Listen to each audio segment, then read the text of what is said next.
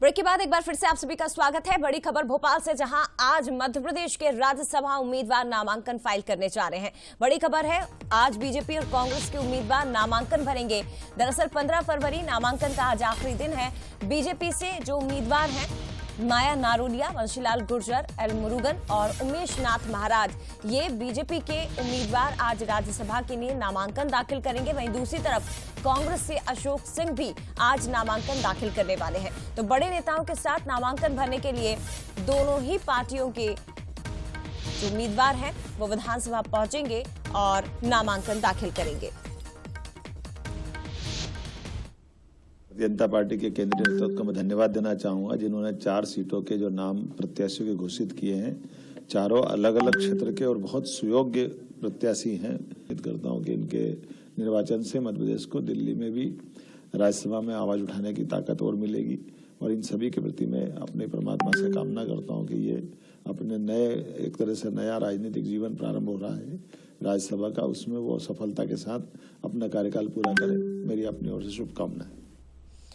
और चलिए ज्यादा बातचीत के लिए सीधे रुक करते हैं। मेरी सहयोगी रंजना दुबे इस वक्त हमारे साथ भोपाल से लाइव जुड़ गई हैं। रंजना, क्या कुछ जानकारी? बीजेपी और कांग्रेस दोनों ने ही अपने अपने उम्मीदवारों का ऐलान कर दिया है।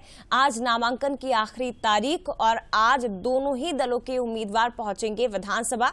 सीनियर लीडर्स की मौजूदगी में नामांकन आज फाइल किया जाएगा।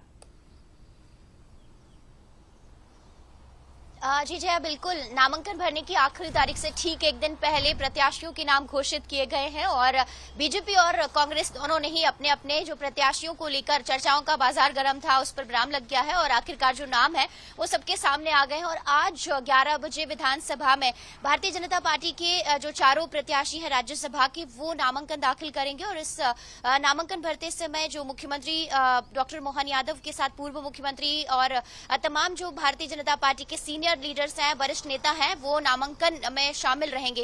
हालांकि कांग्रेस के जो राज्यसभा प्रत्याशी हैं जया, वो भी नामांकन भरने के लिए पहुंचेंगे क्योंकि आज आखिरी दिन है।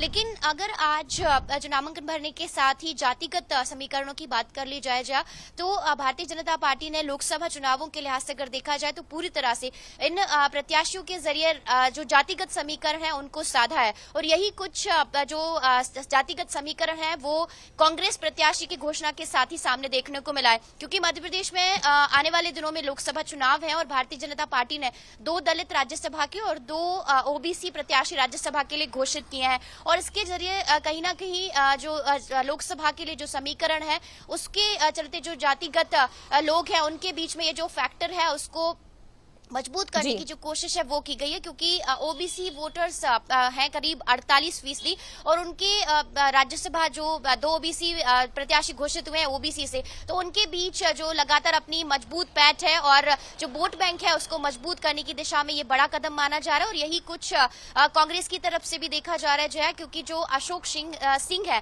वो भी ओबीसी प्रत्याशी है और कहीं ना कहीं ओबीसी वोटर्स को साधने की कोशिश की गई है। और अगर देखा जाए जया तो जो भारतीय जनता पार्टी का जो गढ़ कहा जाता है ग्वालियर और चंबल, उसमें कहीं ना कहीं ये सेंध लगाने की जो कोशिश ही है। लेकिन संख्या बल के हिसाब से देखा जाए तो 1 सीट ही कांग्रेस के खाते में आ रही है। लेकिन बहुत महत्वपूर्ण हो जाता है रंजना, भले ही 1 सीट हो कांग्रेस की, लेकिन अशोक सिंह क्योंकि ग्वालियर चंबल से आते हैं और राजमणि जी जो कि राज्यसभा से अब सीट यहां से खाली हो रही है तो वो भी ओबीसी वर्ग से आते हैं। तो ऐसे में ओबीसी चेहरे को लेकर ही हम लगातार चर्चा कर रहे थे कि संभवतः ओबीसी चेहरे को कांग्रेस मौका दे और वैसा हुआ भी है। फिलहाल शुक्रिया आपका। तो कांग्रेस ने भी जातिगत समीकरणों को खेलने की कोशिश की, वहीं बीजेपी ने भी जातिगत समीकरणों को साधते हुए ही राज्यसभा के प्रत्याशियों के तौर पर इन 4 चेहरों को उतारा है।